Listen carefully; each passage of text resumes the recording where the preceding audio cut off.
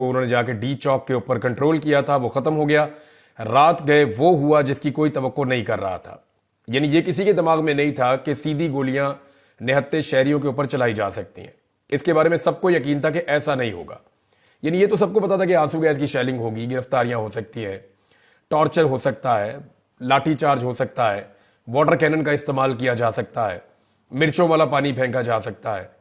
ये सारी चीजों का सबको आइडिया था, लेकिन ये किसी को नहीं पता था कि रियल बुलेट्स, जो हकीकी गोलियां हैं, असल गोलियां, वो चल जाएंगी और वो गोलियां चलाकर लोगों को मारा जाएगा। इसके बारे में किसी को आइडिया नहीं था। और देखें, एक चीज आप सबको ज़हन में रखनी है, बहुत सारे लोग जो है ना बड़ी अजीब अजीब बातें कर रहे हैं कि जनाब खड़े नहीं हुए, वहां रुके नहीं। तो मैं ये कहता हूं कि दुनिया की बेहतरीन जो ट्रेंड आर्मी है ना, मिलिट्री, उसको लेकर आए और ऐसे एक बीच में जगह है उसके ऊपर खड़ा करें, और खड़ा करने के बाद ऊपर से उनके ऊपर यही सारा असला इस्तेमाल करें। रियल बुलेट्स भी चलाएं, असली गोलियां चलाएं, रबड़ की गोलियां चलाएं, इतनी बदतरीन आंसू गैस की शेलिंग करें, कोई दुनिया की फौज भी वहां पे नहीं रुक पाएगी। एसएसजी के कमांडोज भी वहां पे नहीं रुक पाएंगे। बेहतरीन दुनिया के अमेरिकन कमांडोज, मरीन्स जो है वो भी वहां पे नहीं रुक पाएंगे, क्योंकि ह्यूमनली पॉसिबल नहीं है, वहां आप सांस नहीं ले पा रहे थे। तो और जब रियल बुलेट्स चलती हैं, यानी इन लोगों ने आंसू गैस का मुकाबला किया, पाकिस्तान तहरीक इंसाफ के कारकुनों ने पाकिस्तान की तारीख की सबसे बदतरीन आंसू गैस का मुकाबला किया, यानी नहीं गए। डंडों का मुकाबला किया, नहीं गए। रबड़ की गोलियों का मुकाबला किया, नहीं गए। गोलियां भी मारी गई बार बार, फिर भी नहीं गए। लेकिन जब अंधाधुंध फायरिंग हुई और बहुत सारे लोगों को बुलेट्स लगी हैं, अभी जो मेरे पास इत्तला आई उसमें सिर्फ एक हॉस्पिटल का डाटा है, दूसरे किसी अस्पताल का डाटा अभी नहीं है, और ये पॉलीक्लिनिक हॉस्पिटल का डाटा है। और इसके मुताबिक 28 लोग जो हैं उनको बुलेट इंजरी आई है। पाकिस्तान तहरीक इंसाफ ने जो बताया कि उनके 8 लोग जाँ बहक हो गए। ये अब तक के डाटा के मुताबिक है। जबकि पाकिस्तान तहरीक इंसाफ के कुछ लोग कंटिन्यूसली ये कह रहे हैं कि जब लाइटें बंद की गई 9 बजे के बाद, ऑपरेशन शुरू किया गया डी चौक पे, तो कुछ दिखाई नहीं दे रहा था। चारों तरफ से शेल्स चल रहे थे और चारों तरफ से गोलियां भी चल रही थी, और फिर आग लगाई जा रही थी और बहुत तेजी से लोगों को गोलियां लगी हैं। तहरीक इंसाफ के बहुत सारे कारकुन लापता हैं, जिनके बारे में ये कहा जा रहा है कि शायद वो जाँ बहक हो गए हैं, वो इस दुनिया में मौजूद नहीं है, या वो इस वाकये की नजर हो गए हैं। इसको एक सानिया कहा जा सकता है। पहले वजीर दाखिला ने इसके बारे में वार्निंग दी। वजीर दाखिला ने पहले कहा कि गोली चला देंगे और 5 मिनट में सब कुछ खत्म हो जाएगा। फिर वजीर इत्तलात ने भी गोली चलाने की धमकी दी। फिर ताकत के इस्तेमाल की धमकी जो है वो वजीर दिफा ने भी दी। 3 वफाकी वज़रा ने डायरेक्टली धमकियां दी, और उसके बाद हमने देखा कि वहां पर गोली चली और जो लोग अस्पतालों में पहुंचे वो रियल बुलेट्स के साथ थे।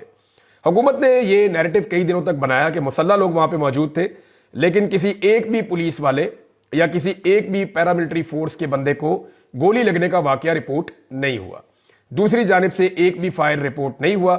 जितने जर्नलिस्ट वहां पे ग्राउंड पे मौजूद थे उन सबसे मैंने पूछा, उन्होंने कहा जी किसी ने भी गोली नहीं चलाई जवाबी, और वहां किसी के पास ऐसे हथियार हमने नहीं देखे और कोई जवाबी फायरिंग नहीं हुई। ये वन साइडेड फायरिंग थी, क्योंकि लोग आंसू गैस से इलाके को छोड़कर नहीं जा रहे थे, लोग उस जगह को छोड़ने के लिए तैयार नहीं थे। तो पाकिस्तान तहरीक इंसाफ के कारकुनों के लिए यह तो बहुत बड़ी बात है, वो तहसीन के काबिल है। उन्होंने जिस तरह फस्तायत का मुकाबला किया वो पाकिस्तान की तारीख में कोई और सियासी जमात नहीं कर सकी। लेकिन ये बड़ी बदकिस्मती है कि हुकूमत ने वो रास्ता इख्तियार किया जो कभी भी कोई भी हुकूमत नहीं करती। मैं जाती तौर पे आपको ये बता देता हूं कि मुझे पूरा यकीन था कि लोगों पे स्ट्रेट फायरिंग ऐसे नहीं की जाएगी। पाकिस्तान तहरीक इंसाफ को भी इस बात का यकीन था, सबको यकीन था, और ऐसा लगता था कि बगैर गोली चलाए ये लोग जाएंगे नहीं, और गोली कभी रियासत चलाएगी नहीं अपने शहरियों के ऊपर, निहत्ते शहरियों पर। लेकिन वहां पे गोली चली है, जो बड़ी बदकिस्मती की बात है। तहरीक इंसाफ की प्रेस रिलीज आई है, लेकिन इसके बारे में मैं आपको एक बात बताऊं कि ये जो फैसला किया गया है, ये इसमें क्लेम ये कर रहे हैं कि ये जो फैसला है ये कोर कमेटी का और सियासी कमेटी का फैसला है।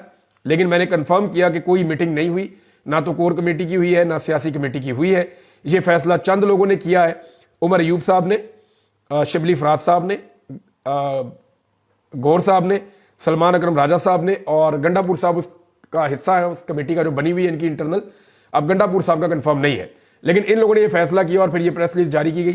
प्रेस रिलीज के मुताबिक पाकिस्तान तहरीक इंसाफ की निहत्ते पुरअमन और मुहिब वतन शहरियों के सफ़ाकाना कत्ल और ऑपरेशन के नाम पर इस्लामाबाद में पुरअमन एहतजाज के शुरका के खिलाफ वहशत और बर्बरियत के नंगे मुजाहरे की शदीद अल्फाज में मुजम्मत।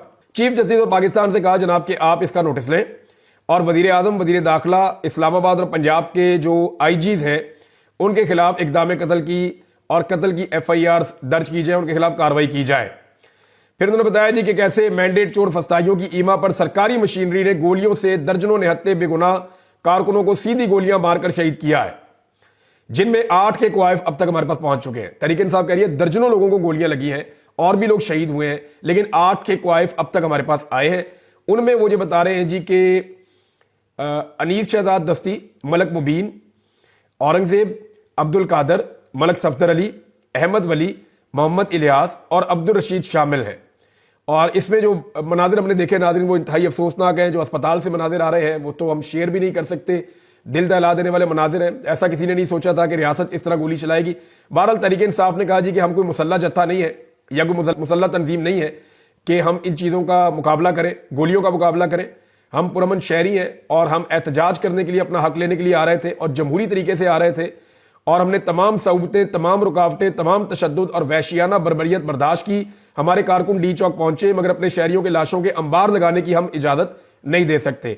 24 करोड़ पाकिस्तानियों को भेड़ बकरियां समझने वाले दरिंदों के लिए शहरियों का कत्ल तफरी का वसीला हो सकता है, मगर तहरीक इंसाफ पाकिस्तान के अवाम, इसके वसाइल और इसके कौमी मफाद के निगहबान है। अब वजीर इत्तलात को मैं सुन रहा था, वो मजाक उड़ा रहे थे लोगों का।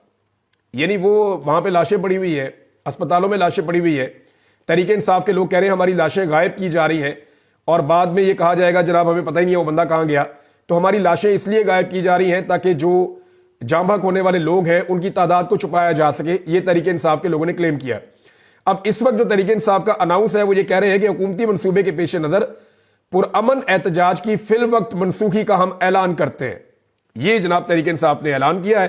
तहरीक इंसाफ के बहुत सारे लोग इससे पशेमान हैं। बुशरा बीबी, मैं आपको ये बता देता हूं, मीडिया ने गलत खबरें चलाई कि बुशरा बीबी वहां से चली गई है या अली अमीन गंडापुर वहां से चले गए हैं। इस वक्त जो इंफॉर्मेशन आ रही है वो ये है कि ये लोग खैबर पख्तूनख्वा में अब मौजूद हैं सुबह के वक्त। लेकिन रात को 12:30 बजे जो जर्नलिस्ट वहां पे मौजूद थे उनसे मैंने कंफर्म किया, उन्होंने कहा जी 12:30 बजे तक जब सारा मीडिया चला रहा था, कभी कहते थे ये गिरफ्तार हो गई है, कभी कहते थे ये लोग भाग गए, कभी कहते थे ये लोग दामनेको की तरफ चले गए, ऊपर मुनाल की तरफ चले गए, कभी कहते थे ये इस तरफ को निकल गए।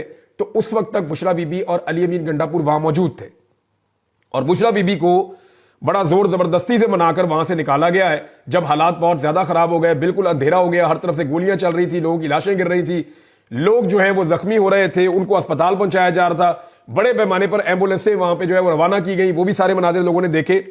तो ये एक बड़ा ब्रूटल ऑपरेशन था। लेकिन उसके बाद जिस तरह का रवैया रियासत का था वो मजाक उड़ा रही थी। उसके बाद भी वो ठट्टे उड़ा रहे थे। लाशों के ऊपर हंसने वाले लोग बेहिस मैंने इससे पहले नहीं देखे। सानिया मॉडल टाउन भी इन्होंने किया था और अब ये उससे बड़ा सानिया इन्होंने इस्लामाबाद डी चौक में कर दिया है। ये तहरीक इंसाफ की प्रेस रिलीज है। तहरीक इंसाफ के अंदर इस पर इख्तलाफ पाया जाता है कि ये एहतजाज कॉल ऑफ करना चाहिए था या नहीं करना चाहिए था। हुकूमत ने इतने बंदे मार दिए तो एहतजाज कॉल ऑफ नहीं करना चाहिए था। दूसरी तरफ के लोगों का कहना है कि हुकूमत पागल हो चुकी है, लिहाजा हम दोबारा एहतजाज करेंगे, अभी हम इसको रोक रहे हैं।